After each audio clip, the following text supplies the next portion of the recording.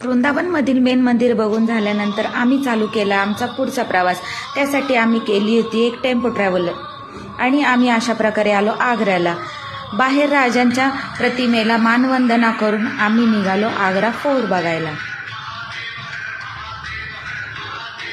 त्यानंतर आम्ही तिथे घेतला होता एक गाईड लोक हे तिथे 500 ते 700 रुपये चार्जेस घेतात आणि या किल्ल्याची पूर्ण माहिती आपल्याला ते देतात की हा किल्ला बांधायला किती वर्ष गेली, हा किल्ला कसा आहे, या किल्ल्याचे बांधकाम आणि यातील आतील काही खास गोष्टी।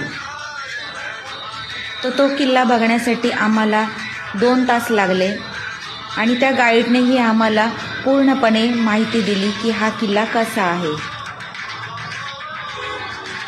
खूप मोठा आग्रा फोर्ट आहे हा। तुम्ही कधी आलात तर नक्कीच विजिट करा। या किल्ल्यावरून ताजमहलही दिसतो। इथे जे बारीक बारीक नक्षीकाम केलेले आहे ते कशा प्रकारे आहे हेही आम्हाला त्या गाईडने दाखवले। खूप मोठा असा हा किल्ला आहे, आतमधून तुम्ही बघू शकता।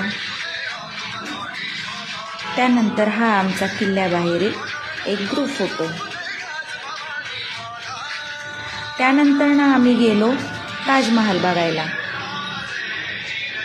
ताजमहल बघायला या अशा गाड्या असतात तिथे, त्या गाडीमधून आम्ही गेलो ताजमहलसाठी।